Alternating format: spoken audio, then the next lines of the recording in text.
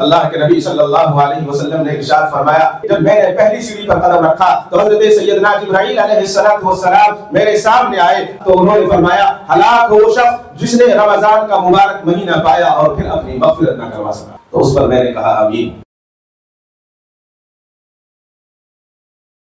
ألا بذكر الله تطمئن القلوب۔ السلام علیکم ورحمۃ اللہ وبرکاتہ۔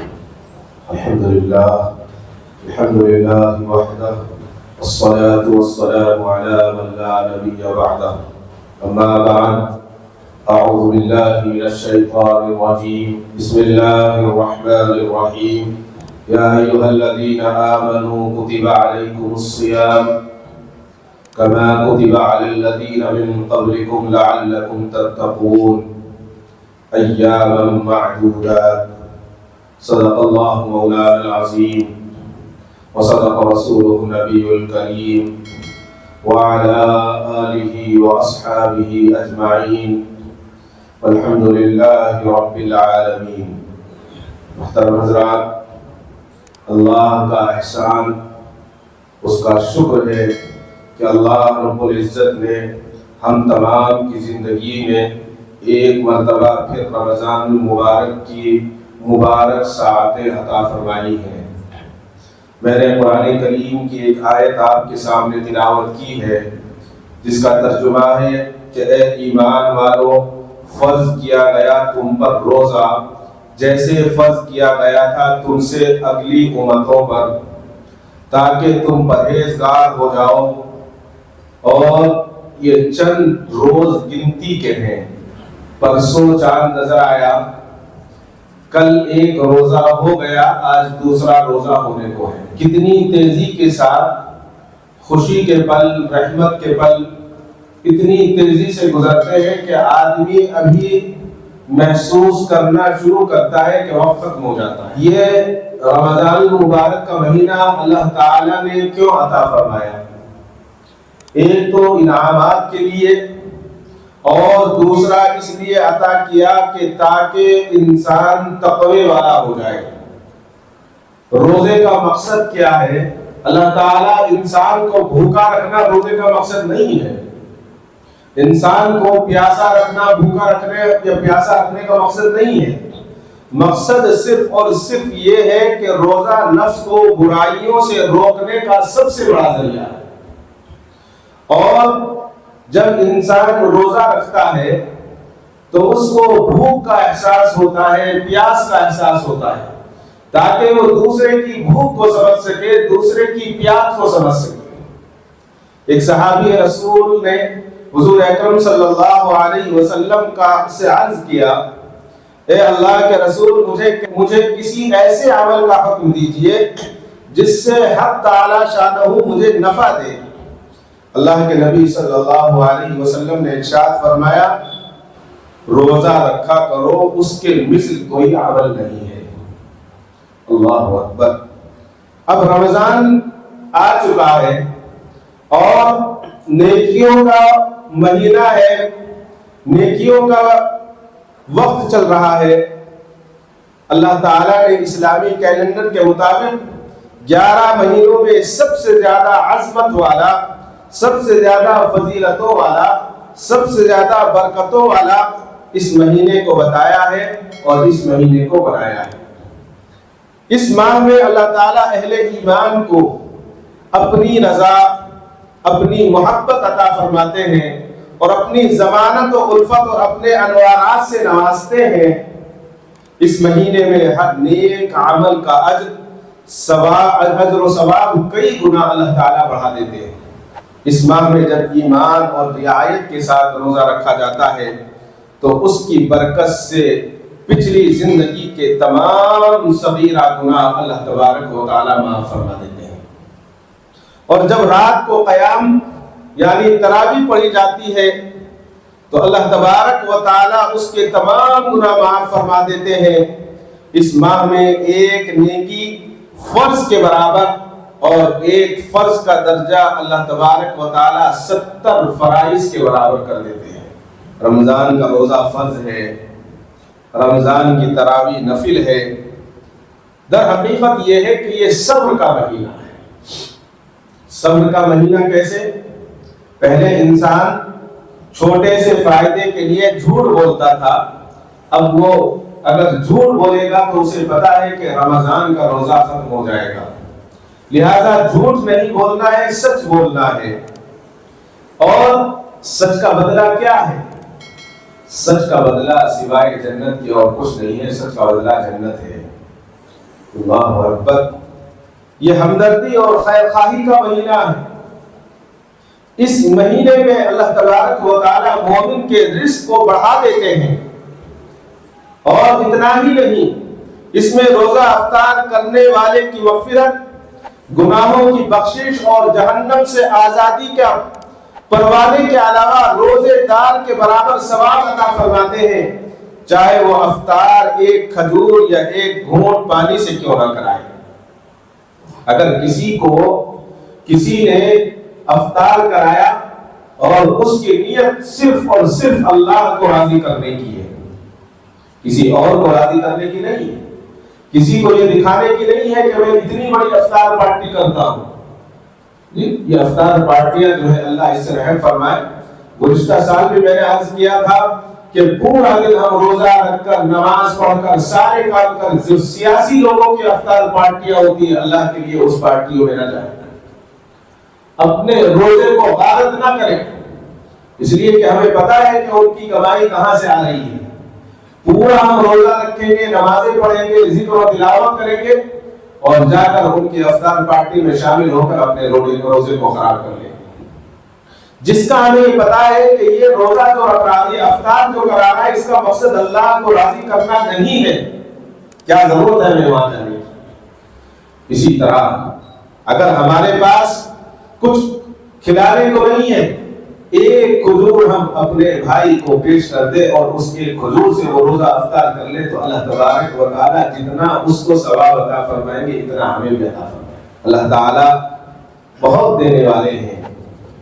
اگر روزے دار کو پیٹ بھر کر کھانا کھلایا تو اللہ تعالیٰ اسے حوض کوثر سے ایسا پانی پلائیں گے کل قیامت کے دن جس کے بعد وہ جنت میں داخل ہونے تک اس کو پیاس نہیں لگے گی۔ سبحان اللہ۔ ہم جانتے ہیں، بار بار سنتے ہیں، اس ماہ کا پہلا عشرہ رحمت کا ہے، دوسرا عشرہ مغفرت کا ہے، اور تیسرا عشرہ جہنم سے آزادی کا ہے۔ اب ہم اندازہ لگا لیں کہ ہمیں کس عشرے کو حاصل کرنا ہے۔ کون مومن ایسا ہے کہ جو تینوں چیزیں نہیں چاہتا؟ ہر مومن، ہر مسلمان یہ چاہتا ہے کہ اللہ کی رحمت ہمیں ملے، ہر مسلمان یہ چاہتا ہے، اس کا آنے کا مقصد یہی ہے دنیا میں کہ اللہ ہماری مغفرت فرمائے، اور ہر مسلمان کی یہی خواہش ہے کہ اللہ تعالیٰ ہر مسلمان کو جہنم سے بچا لے، جہنم سے چھٹکارا عطا فرمائے۔ لہذا یہ پورا سال میں ایک مہینہ اللہ کی رحمت کا ہے، مغفرت کا ہے، جہنم سے چھٹکارے کا ہے۔ 30 دن تھوڑا سا کام آگے پیچھے کریں۔ آج ہم نے نعوذ باللہ اس مہینے کو کمانے کا مہینہ سمجھا، تھوڑی سی تخفیف کر لیں۔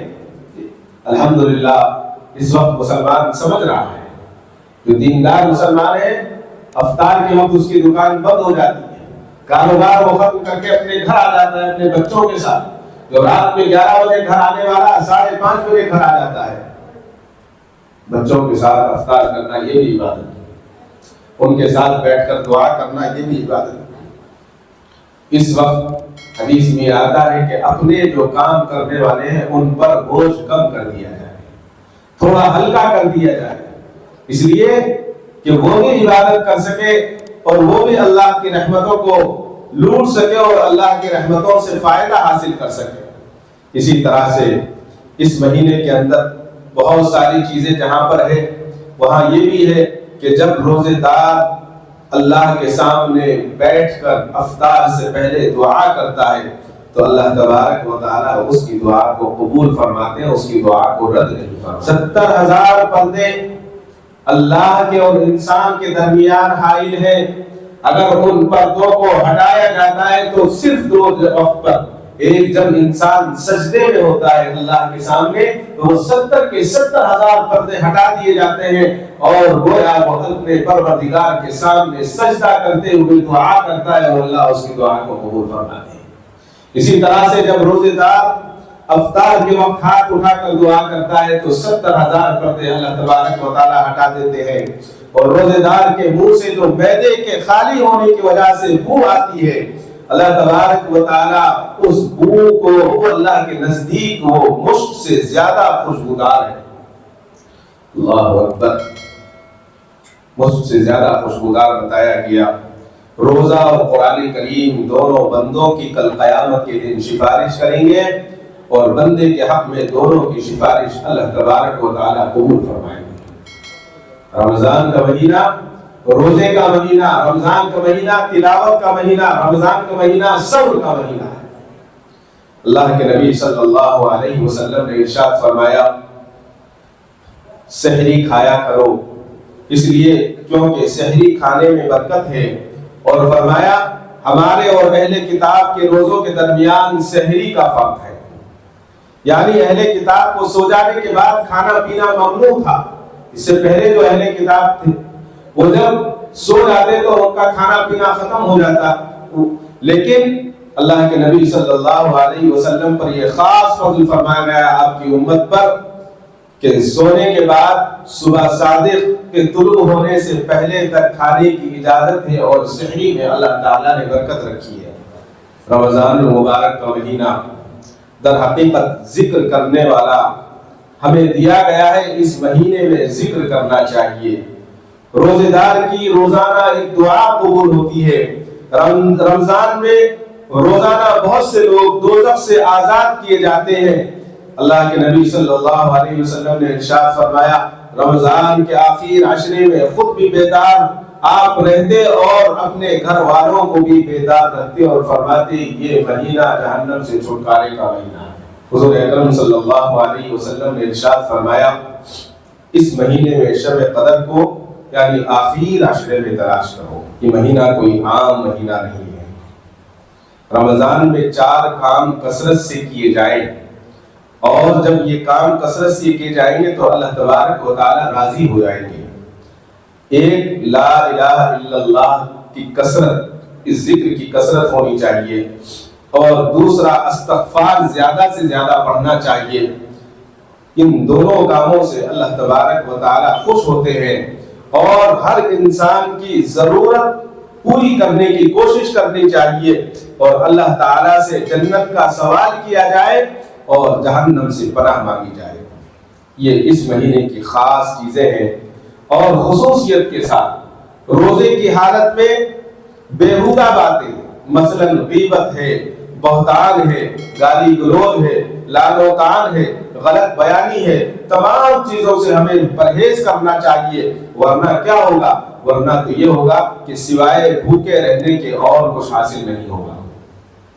اگر کوئی دوسرا آدمی اگر ہمیں اس میں ملوث کرنے کی کوشش کرے، ناشائستہ باتیں کرے، تو اس کو آپ جواب نہ دیں، بلکہ بس اس کو یہ کہہ دیں کہ میں روزے سے ہوں، میں روزے سے ہوں، کیونکہ روزہ ڈھال ہے، جب تک کوئی اس کو پھاڑے گا نہیں، یہ ڈھال جھوٹ اور غیبت سے پھٹتی ہے اور کسی چیز سے نہیں پھٹتی۔ لہذا خاص طور سے رمضان کے مہینے میں یہ بتایا گیا ہے کہ اس کی کوشش کرنی چاہیے۔ رمضان کا مہینہ کتنا اہم ہے۔ رمضان کی ہر ایک رات ایک منادی اعلان کرتا ہے، اے خیر کے طالب آگے بڑھ، اور اے شر کے طالب رک جا۔ مشکات کی روایت ہے، یعنی خیر کے تلاش کرنے والے کو اللہ تعالیٰ کی رضا والے کاموں میں مشغول ہونا چاہیے، اور نافرمانی اور گناہوں سے باز رہ جانا چاہیے، اسی میں اس کا فائدہ ہے۔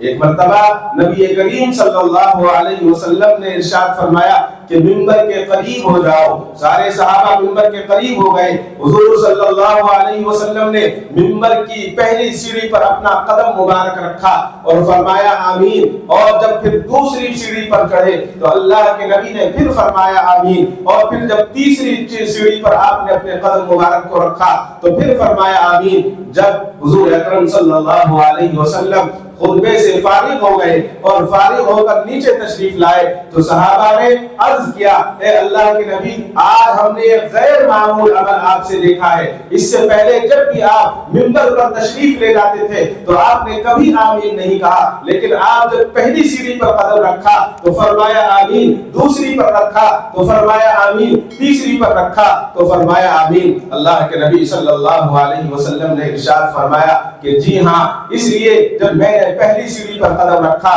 تو حضرت سیدنا جبرائیل علیہ السلام میرے سامنے آئے، جب پہلے درجے پر رکھا تو انہوں نے فرمایا ہلاک ہو وہ شخص جس نے رمضان کا مبارک مہینہ پایا اور پھر اپنی مغفرت نہ کروا سکا۔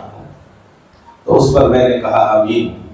پھر جب دوسرے درجے پر قدم رکھا تو اللہ حضرت جبرائیل علیہ السلام نے فرمایا ہلاک ہو جائے وہ شخص جس کے سامنے آپ کے نبی صلی اللہ علیہ وسلم کا مبارک ذکر ہو اور وہ درود نہ پڑھے۔ تو میں نے کہا آمین۔ آج یہ چیز ہمارے یہاں ہے کہ ہم حضور کا نام لیتے ہیں تو ہمیں فوراً درود پڑھنا چاہیے، اور سب سے چھوٹا درود کیا ہے؟ حضور کے نام لینے پر صلی اللہ علیہ وسلم کہنا چاہیے۔ جب تیسرے پر چڑھے تو انہوں نے حضرت جبرائیل نے کہا ہلاک وہ شخص جس کے سامنے اپنے والدین میں سے کوئی ایک بڑھاپے کو پہنچے اور وہ اس کی خدمت کر کے جنت میں داخل نہ ہو۔ تو حضور نے فرمایا آمین۔ اللہ اکبر۔ آج کسی کو کہنے کی ضرورت نہیں ہے، ہم اپنے حالات کو دیکھیں، ہم اپنے آپ کو دیکھیں، کیا ہمارے والدین کے ساتھ ہمارے تعلقات کیسے ہیں، ہم اپنے والدین کی خدمت کس طرح کرتے ہیں، کیا ہم ان کی بات مانتے ہیں یا نہیں مانتے؟ اگر والدین کی بات ماننے والے ہو جائیں اور گھر کے اندر ایک دینی ماحول پیدا ہو جائے تو سارے جھگڑے ختم ہو جائیں گے، ساری باتیں ختم ہو جائیں گی۔ در حقیقت مختصر بات یہ ہے کہ یہ رمضان المبارک کا مہینہ مجمع نور کہا گیا ہے، نور کا مجموعہ ہے یہ، اور صوفیاء کرام کے نزدیک یہ مہینہ تزکیہ نفس اور اصلاح کے لیے بے حد مفید ہے، کیونکہ اس مہینے میں جسمانی مجاہدوں کے چاروں ارکان یعنی جو انسان کو نیک بنا دیتا ہے اس مہینے کے اندر مومن کو سکھائے جاتے ہیں۔ تزکیہ کیا ہے؟ تزکیہ یہ ہے کہ کم کھانا، یہ تزکیہ ہے، اور کم سونا یہ تزکیہ ہے، اور کم بولنا یہ تزکیہ ہے۔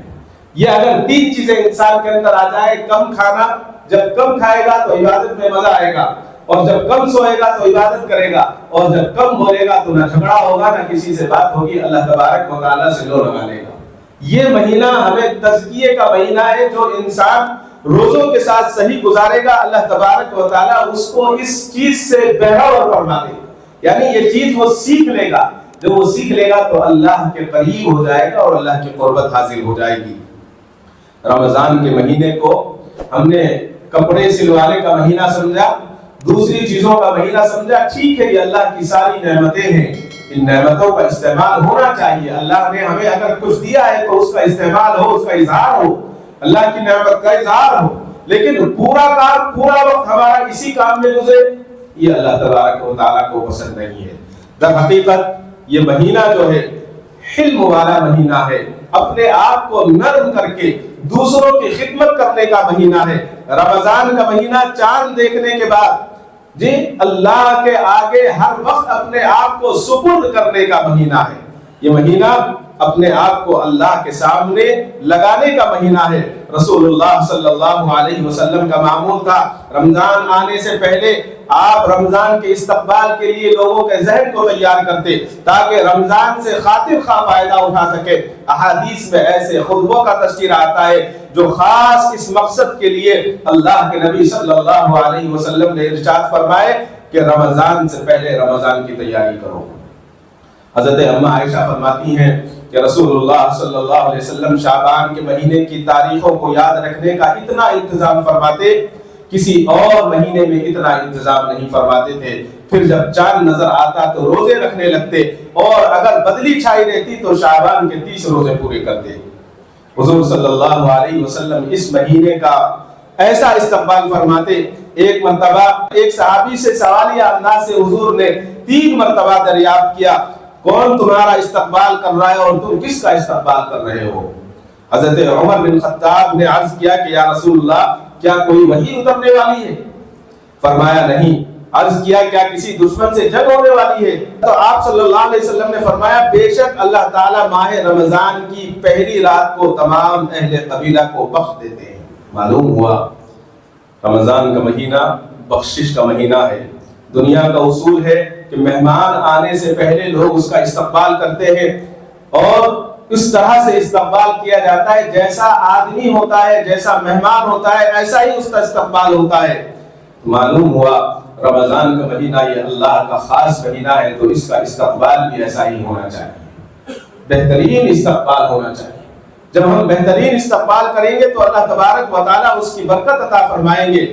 اور یہ مہینہ اللہ کے آگے گڑ گڑانے کا اور رونے کا مہینہ ہے۔ ایک حدیث میں ہے اللہ کے نزدیک کوئی چیز دو قطروں سے زیادہ محبوب نہیں ہے، ایک آنسو کا وہ قطرہ جو اللہ کے خوف سے نکلا ہو، اور دوسرا خون کا وہ قطرہ جو اللہ کے راستے میں گرا ہو۔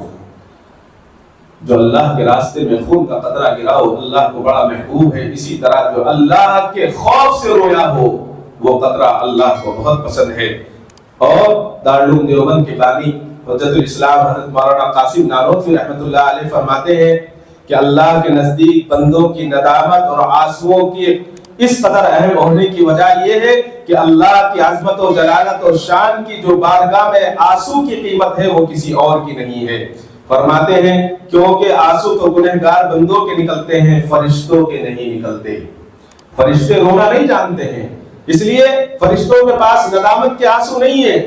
اور جب انسان ندامت کے رونے روتا ہے تو اس کو عبادت کا قرب حاصل ہوتا ہے، اور اللہ تبارک و تعالیٰ اس کو جو ہے وہ انعام عطا فرماتے ہیں جس کا ہم سوچ بھی نہیں سکتے۔ یہ مہینہ اللہ سے گڑ گڑانے کا مہینہ ہے، قرآن کو سننے سنانے کا مہینہ ہے، قرآن کو پڑھنے کا مہینہ ہے۔ افطار بھی کرے، اچھا بھی کھائے۔ جب ہمارے یہاں اچھا پکے تو تھوڑا سا اپنے غریب محلے میں کسی کے گھر پہنچا دیں، کسی بیوہ کو پہنچا دیں، کسی مسکین کو پہنچا دیں، کسی مسجد میں مسافر کو کھلا دیں۔ آج الحمدللہ اللہ کا شکر ہے، اس کا احسان ہے، ہمارے یہاں کوئی ایسا آدمی نہیں ملے گا جس کو افطار میں یا سحر میں کھانے کو نہ ملتا۔ اچھے سے اچھا کھانے کو ملتا ہے، اچھے سے اچھا اللہ ہمیں کھلا رہے ہیں، لیکن جب ہم دوسرے کو اس میں شامل کر لیں گے تو اللہ تبارک و تعالیٰ اس کی برکت سے ہمیں مزید اور عطا فرمائیں گے، اس کے روزے کا ثواب بھی ہمیں ملے گا۔ لیکن کچھ لوگ خود روزہ نہیں رکھتے، صرف افطار پہنچانے کا معمول رہتا ہے، یہ اللہ کے یہاں پسند نہیں۔ صرف افطار پہنچا رہے ہیں، خود روزے سے کوئی مطلب نہیں جی، اس سے کیا فائدہ؟ اس سے اللہ کے یہاں آپ کی کوئی مقبولیت نہیں ہوگی۔ اس سے ہماری افطار پہنچانا اپنی جگہ ہے، ہاں اگر کوئی آدمی ایسا مجبور ہے جو ڈاکٹرز نے اس کو کہا ہے بیماری کی وجہ سے وہ مجبور ہے، لاچار ہے، روزہ نہیں رکھ سکتا، تو وہ ٹھیک ہے، لیکن اس کے لیے بھی یہ حکم ہے کہ وہ بازار میں کھاتا نہ پھرے، ہوٹل میں بیٹھ کر چائے نہ پیے۔ افسوس تو یہ ہوتا ہے کہ ہمارے نوجوان بھائی ہوٹلوں میں بیٹھ کر خوب چائے پیتے ہیں، خوب جو ہے بیڑی اور سگریٹ کے کش لگاتے ہیں۔ افسوس ہے، افسوس ہے، اگر اس طرح ہم کریں گے تو ہمارے سے زیادہ ذلیل کون ہوگا؟ اس سے بڑا جملہ میرے پاس نہیں ہے، اس سے زیادہ ذلیل نہیں ہے۔ اگر آپ بیمار ہیں تو گھر میں رہیں، گھر میں آپ کھا رہے ہیں، دوا کھا رہے ہیں، کچھ کھا رہے ہیں تو گھر میں رہیں، کیا ضرورت ہے؟ اللہ کے نبی صلی اللہ علیہ وسلم نے صرف زبانی ہمیں نہیں بتایا بلکہ ہر چیز پر عمل کر کے دکھایا۔ اور اللہ کے نبی صلی اللہ علیہ وسلم کی سیرت ایسی سیرت ہے کہ جب انسان اس کو پڑھتا ہے تو رونگٹے کھڑے ہو جاتے ہیں، اور اس کے لیے کافی ہے۔ رمضان کا مہینہ تھا، حضرت فاطمہ الزہرا رضی اللہ تعالیٰ کا گھر ہے، افطار کا وقت قریب ہے، حضرت فاطمہ آٹا گوندتی ہے۔ آٹا کتنا ہے؟ 4 روٹی کا آٹا، تاریخ میں لکھا ہے 4 روٹی کا آٹا گوندا، 4 پیڑے بنائے۔ کھانے والے گھر میں کتنے؟ 4 ہیں، حضرت امام حسن اور امام حسین، حضرت علی اور حضرت فاطمہ۔ 4 روٹی تیار ہو گئی، افطار کا وقت ہوا، دسترخوان لگا ہوا ہے، وہ 4 روٹیاں دسترخوان پر رکھ دی گئی، چاروں کی ایک ایک روٹیاں ہیں۔ آپ اندازہ لگائیے، وہ لوگ غریب نہیں تھے، وہ لوگ ان کے پاس مال نہیں تھا، ایسا نہیں تھا، انہوں نے فاقہ کشی جو کی تھی وہ اللہ کی رضا کے لیے کی تھی، اور انہوں نے اس لیے کی تھی تاکہ امت کو پتا چل جائے کہ اس طرح سے بھی وقت گزارا جا سکتا ہے۔ افطار کا اعلان ہو جاتا ہے، اذان ہو جاتی ہے، امام حسین اور حسن نے اپنی روٹی کو کھا لیا، حضرت علی نے اپنی روٹی کو کھا لیا، حضرت فاطمہ نے آدھی روٹی کھائی اور آدھی روٹی کھانے کے بعد اس آدھی روٹی کو اپنی اوڑھنی کے ایک کونے میں باندھ لیا۔ عورتوں کی عادت ہوتی ہے پیسے اپنی اوڑھنی میں باندھ لیتی ہیں، کوئی اور سامان اپنی اوڑھنی میں باندھ لیتی ہیں۔ حضرت علی دیکھ رہے ہیں کہ فاطمہ اپنی روٹی آدھی کھانے کے بعد آدھی روٹی کو اپنے اوڑھنی کے دامن میں باندھ رہی ہے۔